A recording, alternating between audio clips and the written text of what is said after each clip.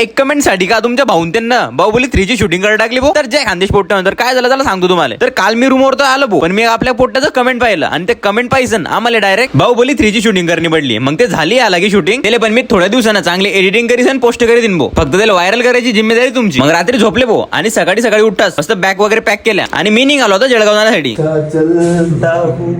Bye bye करत राहिलो.